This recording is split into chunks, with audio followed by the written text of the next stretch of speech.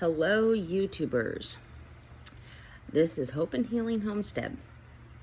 Today, I want to do a little talk about emergency preparedness for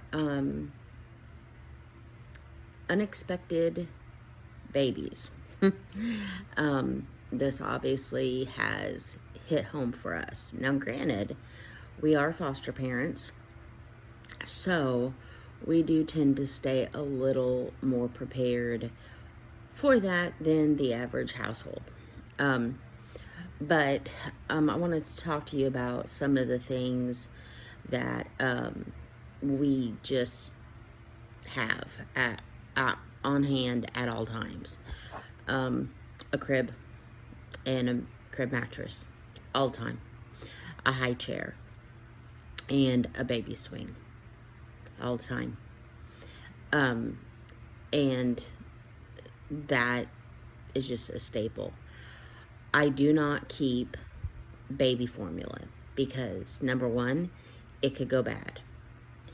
And I've thought about buying it ahead and then donating it closer to its expiration date. But I just don't do that.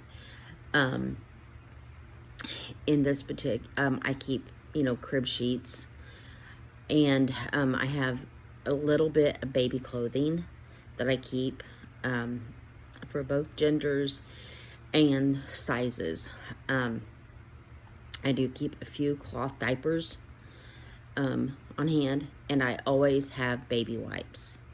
I also keep baby bath on hand, but I use those and baby wipes all the time with my other children, my medical needs children. So that's the things I keep. I found out about our new little one. Her name is Nova. Found out about baby Nova 24 hours before we got her. So I had a little bit of warning. And so what did we do in that 24-hour window? Okay, in that 24-hour window, we went and got, first thing, a bag of diapers. And we got 3 containers of infant Tylenol. Reason being, there is a shortage on children's Tylenol, which leads me to believe that there could be a shortage on infant Tylenol. And I just wanted to have some on hand. And I didn't have any infant Tylenol in my medicine cabinet because it's been a long time since I've had a child young enough to need to use it. So we got those things. Now, the child, Nova, has medical needs. I cannot go into all that. And so I knew I couldn't just go out and buy formula. I got Nova from the hospital, and, found out all the details about formulas and all those kinds of things. And obviously there's a formula shortage. Well, to compound the formula shortage, Nova takes a type of formula that can't be bought at your typical store. It is a special prescription that has to be gotten through pharmaceutical companies that you get regular medical supplies from, so not a regular pharmacy either. So I cannot get a head start stock up on it. So I'm going to be looking up on how to do that. The other thing I needed to get was a car seat because my infant car seats were outdated and I had gotten rid of them. Other than that, I was ready. And I'm telling you all this because you might want to think about having something like that. Some of the basics in case you would end up in a situation down the road where you might need something. I mean, you could pick up things at a yard sale. Now, I do not suggest you get a car seat at a yard sale. Car seats actually have a short lifespan. Um, and if they've been in a car accident, you need to get rid of them. They're made to be somewhat disposable.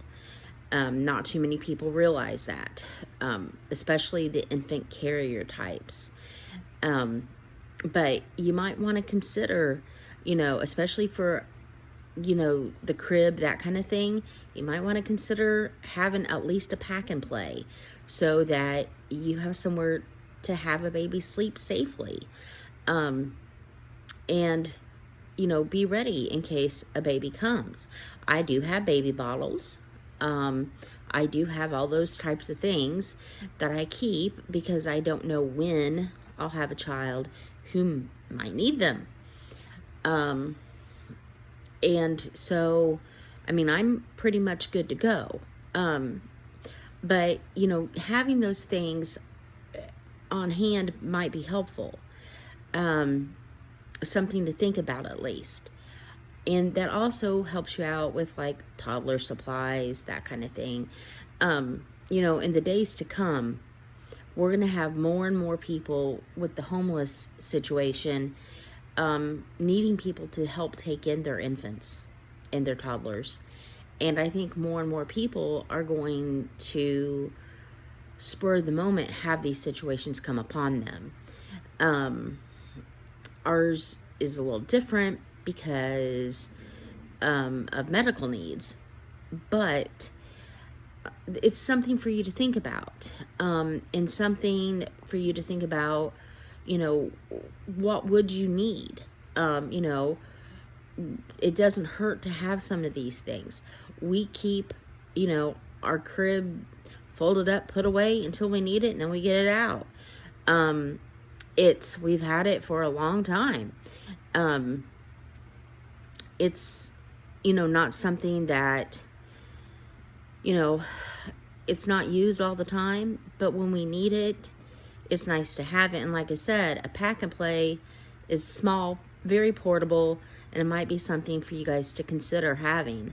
And you can pick them up in yard sales, and the same with the high chairs, very inexpensively. I wouldn't recommend having children's medicines long term, but, you might want to make a list of things you might want to have just in case, so that you could just run to the store and know what you want to get. Right now, children's Tylenol, infant Tylenol would definitely be on my list of things. I keep clothing for kids in all sizes, from teenagers all the way down, and of course both genders, for all the unexpected kids. I keep toothpaste and all the shampoos, deodorants, everything for unexpected kids because they come all the time, and unexpectedly, of course. And it's nice for them to have their own things, have their own little bag of, their own personal hygiene objects, and it makes them feel a little more comfortable having their own things. Of course, babies have no clue, but it's a good way to get started. Something else you might want to consider is some of the disposable bath wipes. They sell them at Walmart in the pharmacy section, and they're handy for kids and adults, for when your power goes out and you have no water, or anytime you have no water. But they're also handy dandy to put in your diaper bag if you have a big spit up mess or something like that and you're out and about. I like having them for the diaper bags as well. Just a hint from a mom of 10 kids. So there you go. I guess that's my my video for today. But anyway, that's it for Hope and Healing Homestead. God bless. Love your families. Bye now.